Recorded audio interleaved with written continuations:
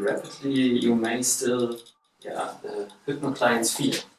In Zurich, you showed us your 1-minute pre-talk. Yes, my 1-minute pre-talk. Okay, but go ahead. There are some people looking who don't speak very well English. So do the slowly pre-talk. Okay, so I'll make it 1.5 minutes. Okay. Yeah. All right. It is very important to dispel fears with your clients. And so the way I do it in just a minute, but I'll do it for you in 1.5 minutes, is I tell them there are 3 common misconceptions about hypnosis. The first one is that there's a loss of control, and there's no loss of control in hypnosis.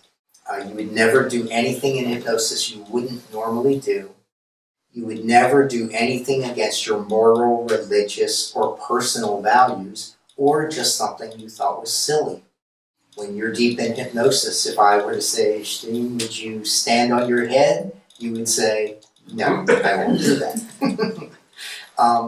So there's no danger of that. The second common misconception about hypnosis is that people tell secrets in hypnosis, and that's not true either. In 4,000 years of people being hypnotized, nobody ever got stuck. However, some of the depths of hypnosis feel good. You wish you could get stuck there, but you can't. And the third common misconception about hypnosis is that people can get stuck in hypnosis, and that's impossible.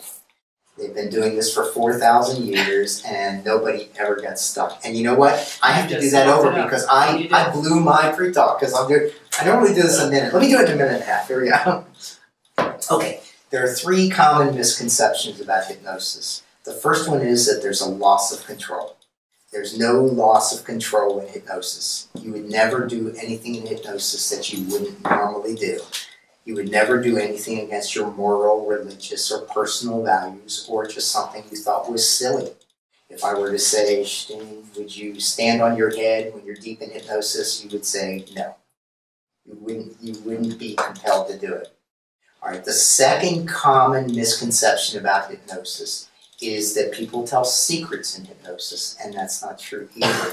If you had a secret to keep in your normal waking state, you would keep it in hypnosis. You're not going to give me the PIN number for your ATM card, okay?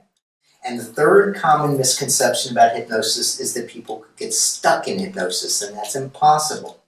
In 4,000 years of people being hypnotized, nobody ever got stuck. However, there are some states of hypnosis that feel so wonderful, you wish you could get stuck, but you can't.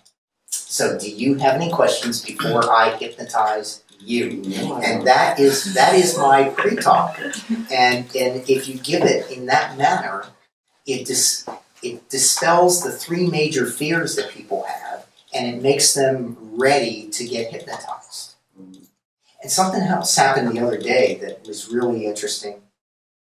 A client said to me, this may sound familiar to you, a client said to me, I'm nervous.